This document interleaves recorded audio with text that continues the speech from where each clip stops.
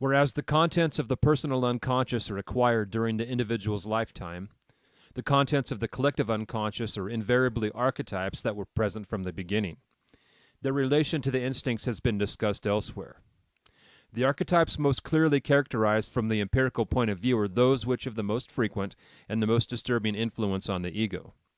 These are the shadow, the anima, and the animus.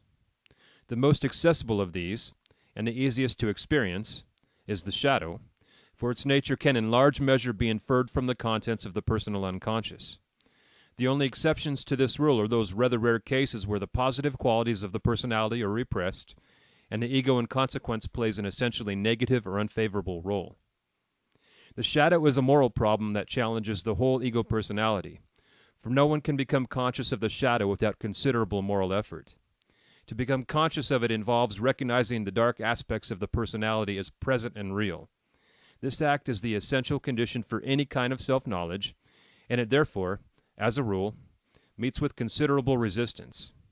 Indeed, self-knowledge as a psychotherapeutic measure frequently requires much painstaking work extending over a long period. Closer examination of the dark characteristics, that is, the inferiorities constituting a shadow, reveals that they have an emotional nature, a kind of autonomy, and accordingly an obsessive, or better, possessive quality.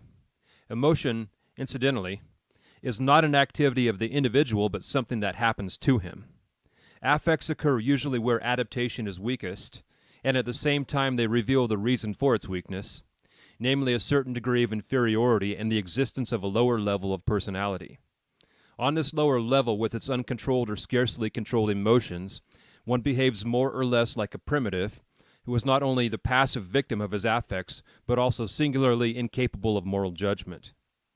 Although, with insight and goodwill, the shadow can to some extent be assimilated into the conscious personality, experience shows that there are certain features which offer the most obstinate resistance to moral control and prove almost impossible to influence. These resistances are usually bound up with projections, which are not recognized as such, and their recognition is a moral achievement beyond the ordinary.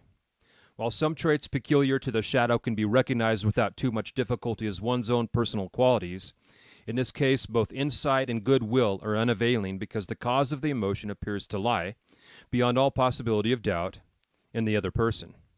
No matter how obvious it may be to the neutral observer that it is a matter of projections, there is little hope that the subject will perceive this himself.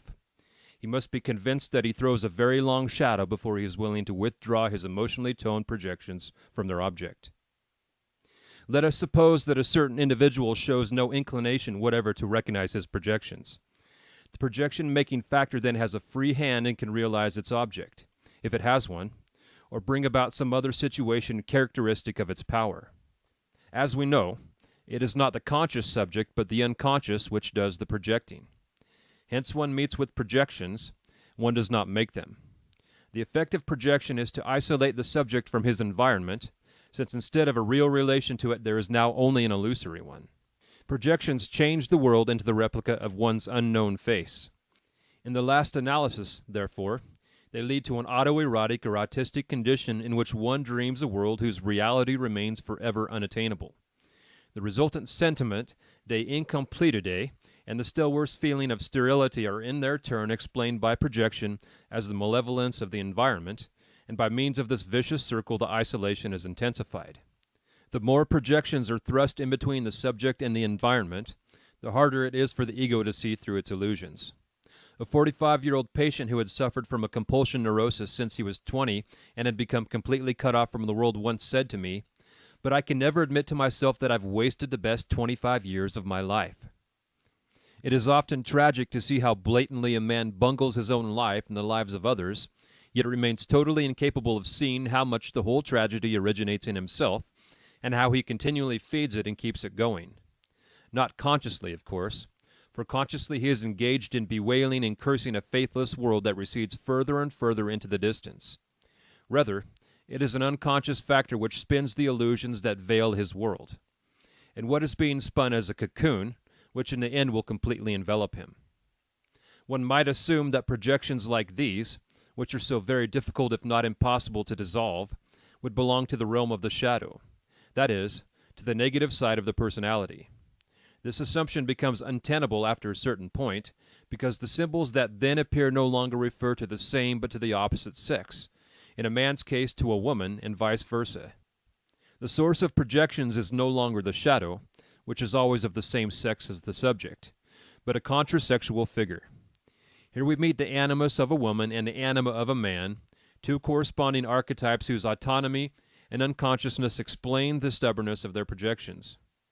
Though the shadow is a motif as well known to mythology as anima and animus, it represents first and foremost the personal unconscious, and its content can therefore be made conscious without too much difficulty.